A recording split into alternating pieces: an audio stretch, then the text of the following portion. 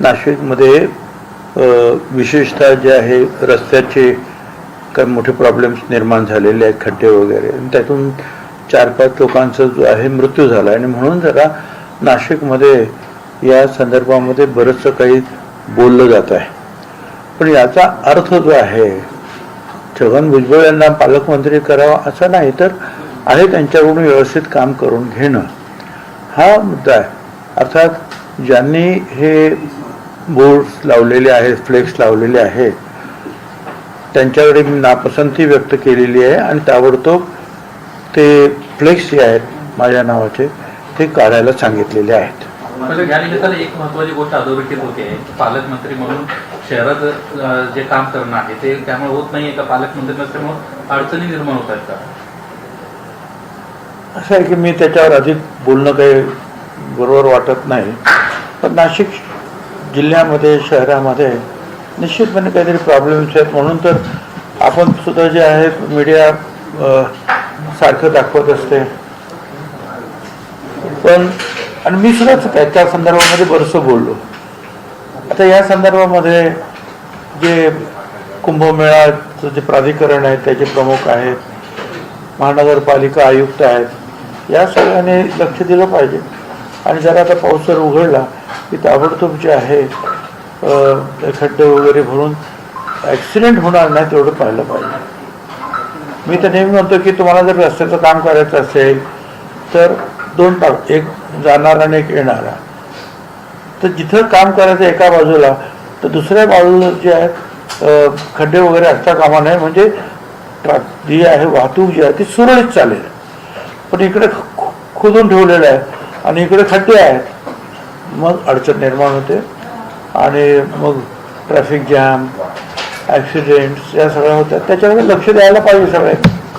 भुजबळ साहेब, भुजबळ यांना नाशिकच्या कुंभमेळ्याचं काम आणि दुसरीकडे खड्डे हे होणारे अपघात पाहता कुठेतरी पालकमंत्री नाहीये. तुम्ही 5-6 मंत्री खरं तर नाशिकमधून येतो, मालेगावमध्ये दादा भुसे असेल, तुम्ही आहात, असे मंत्री पण बरेच आहेत, तरी पण नाशिककडे दुर्लक्ष होतं असं म्हणायचं का? मला नाही त्याचं काय उत्तर देता येणार.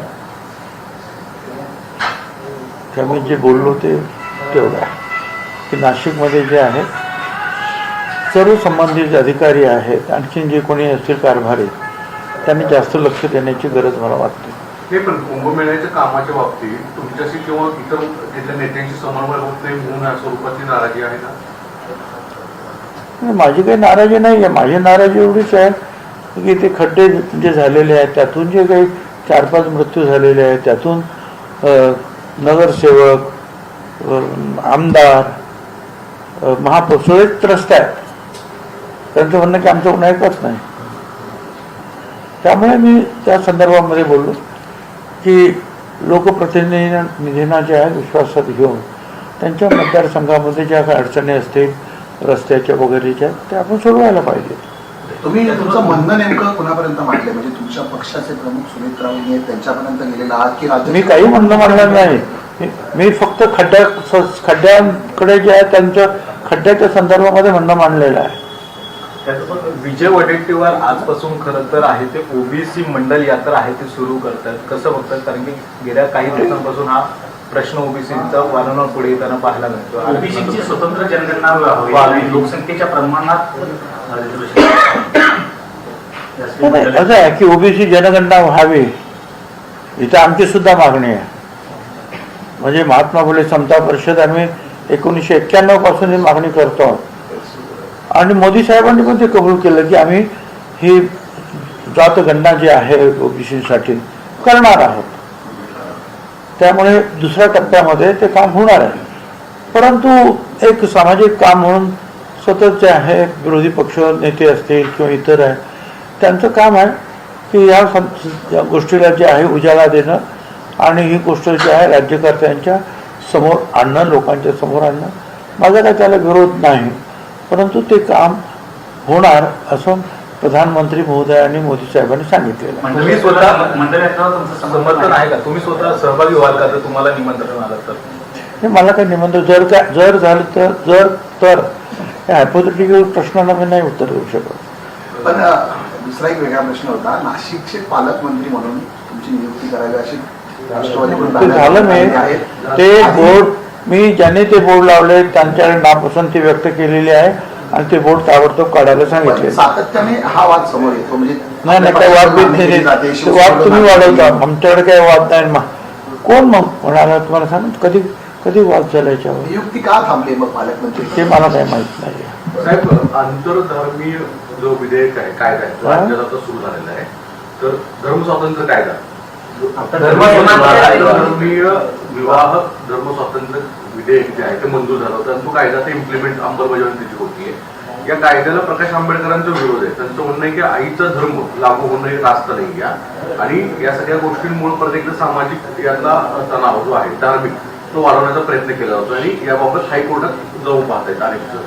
तुमचं काय मत आहे या सगळ्या पूर्ण कायद्यासंदर्भात? नाही मी हा पूर्णपणे काही तो कायदा वाचलेला नाही वर्तमानपत्रातून आलं तेवढं मी वाचलेलं नक्की परंतु हे मत असू शकतं.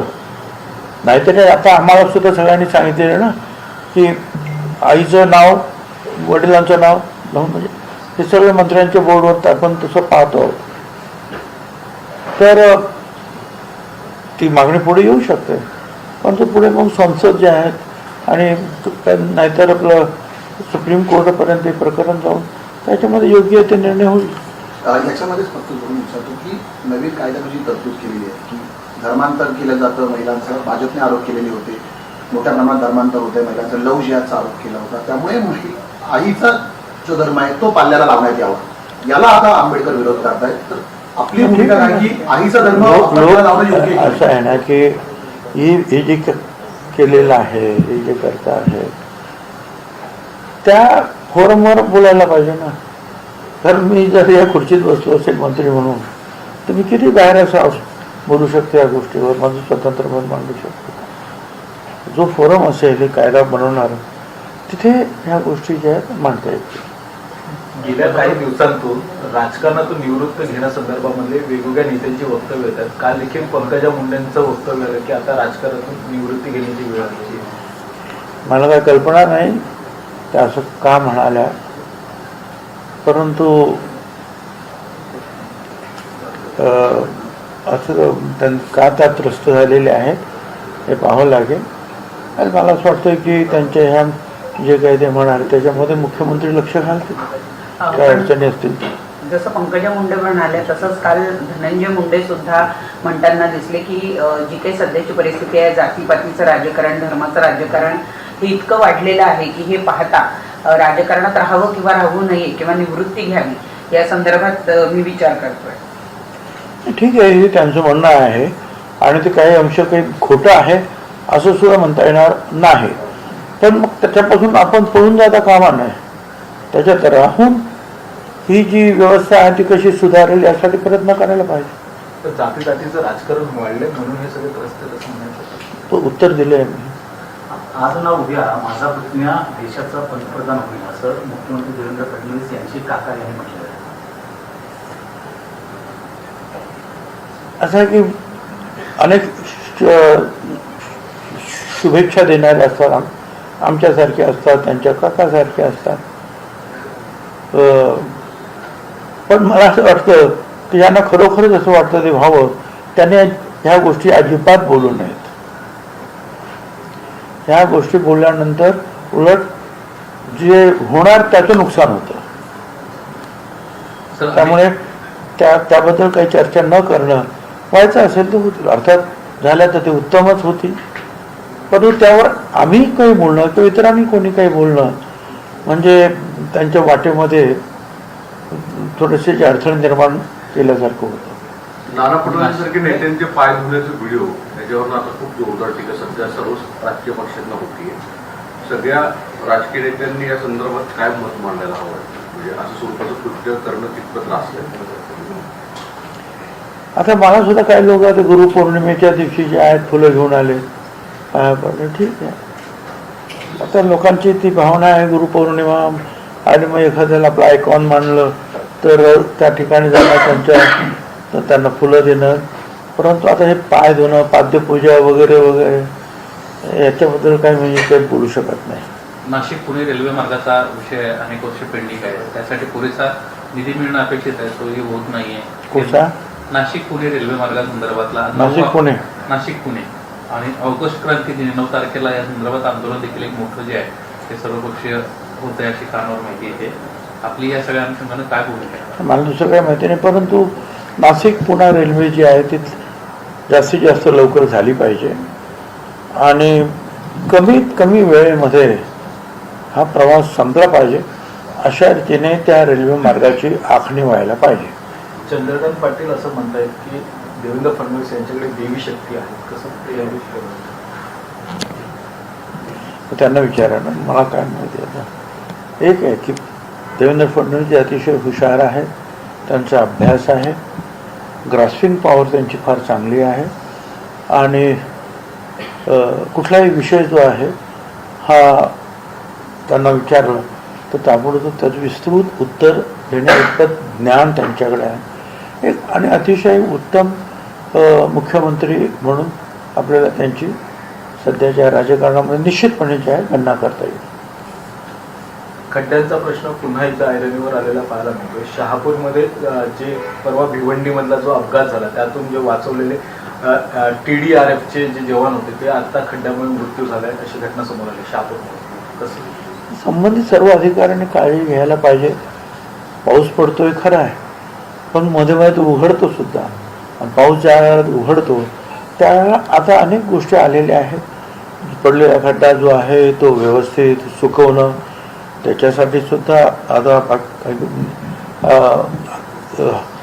मिळालेल्या आहेत आपल्याकडे काही गोष्टी आलेल्या आहेत की जेणेकरून तो खड्डा जो आहे तो तिथल्या, कारण डांबर आणि पाणी यांचं जे दुश्मनी आहे त्यामुळे जर परत डांबर टाकायचं असेल तर तो स्वच्छ करणं गरजेचं आहे. आणि खड्डे बुजवताना ते पूर्णपणे असे चौकोनी करून, जर तो असं वाकडा तिकडा असा असतो त्याला व्यवस्थित चौकोन करून थोडा खोल करून त्याच्यामध्ये जर जे ॲस्फाल्ट कोल्ड मिक्स व्यवस्थित जर दाबलं तर तो खड्डा परत उखडणार नाही. परंतु आता अलीकडे काय जसा खड्डा आहे तसं त्याच्यात टाकून देतात, ते अजिबात आहे. खड्डे भरण्याचं हे शास्त्र नाही. खड्डे भरण्याचं शास्त्र हेच आहे की जिथे खड्डा झाला असेल तिथे व्यवस्थित चौकोन करणं, तो थोडासा खोल करणं आणि मग त्याच्यामध्ये घालणं, म्हणजे मग ते तो जे काही मटेरियल असतं ते असं परत बाहेर येत नाही, व्यवस्थित राहतं. पण आजकाल काय जे आपलं खड्डे भरतात भरला खड्डे आणि ते परत ते असे निघून जातात.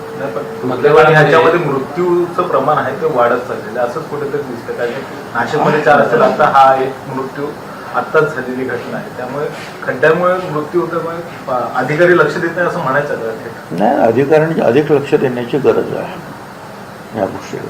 आणि मी सांगतो त्याप्रमाणे जे आहे हे खड्डे भरायला तिथल्या लोकांनी, अधिकाऱ्यांनी, त्या कॉन्ट्रॅक्टर वगैरे असेल त्यांना सांगितलं पाहिजे. रायगडमधील देखील पालकमंत्री पदाचा पुन्हा एकदा चर्चा सुरू झाली. बरेच मंत्री म्हणतात की अंदर की बात आहे, फिक्स झालेले फक्त घोषणा बाकी आहे. ठीक आहे, मला काही कल्पना नाही. सर, मधल्या काळात राष्ट्रवादी काँग्रेस पक्षाचे राजकीय सल्लागार म्हणून प्रशांत किशोर यांची नियुक्ती झाली अशी चर्चा सुरू झाली होती. मला वाटतं आज बिहारमध्ये निवडणूक होती आणि या निवडणुकीत सुरुवातीपासूनच प्रशांत किशोर हे आघाडीवर आहेत. 8-9 राऊंड झालं, 4,500 मतांना पुढे आहेत. असं नाही की मतदारसंघ मोठा असतो. काही भागामध्ये एखाद्या पक्षाचं प्राबल्य असतं, दुसऱ्या भागामध्ये दुसऱ्या पक्षाचं प्राबल्य असतं. त्यामुळे पूर्ण जोपर्यंत निकाल लागत नाही तोपर्यंत त्याच्यावर काही प्रतिक्रिया देणं बरोबर नाही.